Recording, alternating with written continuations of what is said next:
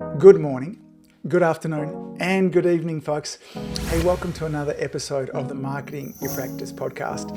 In today's episode, I'm going to share my thoughts on stress, on overwhelm, and on generally living a happier and way more productive life. This morning, I was talking to a coaching client, amazing, caring, compassionate chiropractor over in Canada, and she was sharing with me just how overwhelmed she feels at the moment. Part of the overwhelm was because of the stress associated with all the things that she needs to do. She was going through the things on her to-do list. She says, I need to do this, and I need to do this, and I need to do this. And just listening to it was stress-inducing for me as well. This time of year, I'm recording this kind of middle of December, so it's less than 2 weeks to Christmas time.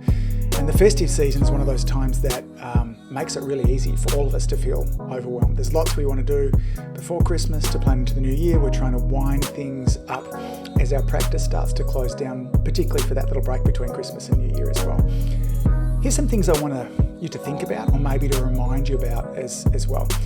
Our brain, my brain, your brain, doesn't know the difference between an emotional stress, worrying about a long to-do list, and a physical stress, i.e. being chased by a lion, a tiger, a mugger. It responds exactly the same way. The neuroscientists are absolutely sure of that as well. So the catecholamines that are released during these periods of stress stimulate the brain in a way that what it does is it starts to sharpen areas of emotional and anxiety centers. So we're already feeling stressed, and then the more stress that we get, it tends to get us in this loop where we're thinking about the things that we're stressful about as well. That makes it worse as well. Logical behavior and short-term memory, they go out the door. So it makes it hard for us to kind of learn new things in any form of logical behavior, which is what we need. If we've got a lot to get done, we want to be logically kind of focus it. So that all gets turned off as well. When we get stressed, we get easily distracted and we have difficulty learning new things. So you might have found yourself, I know this has happened to me, but when I want to get a lot of stuff done, maybe I'm sitting down at the computer, I get started and all of a sudden I want to check my phone, I want to just check Facebook and Instagram, and I'm forever getting distracted as well.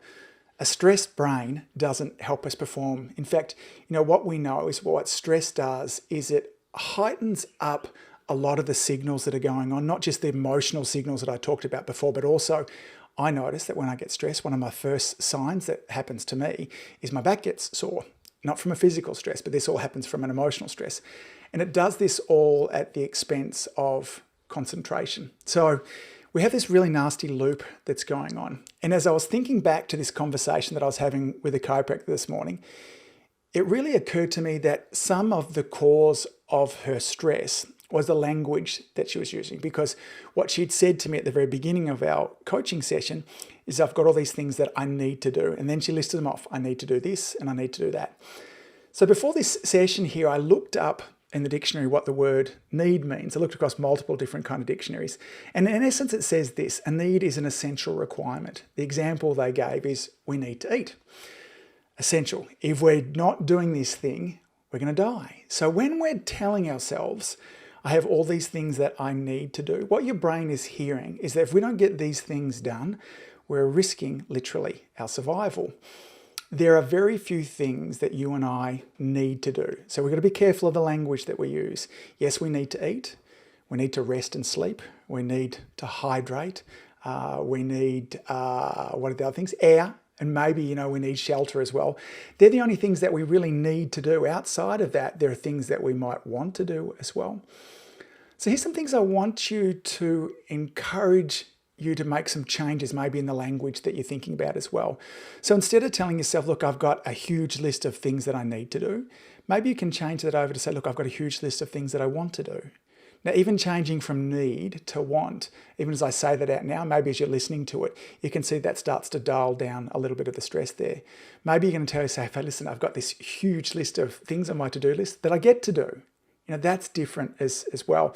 And then finally, what I try and catch myself with as well is it could be, look, I've got this huge list of things that I need to do, that I am excited to do.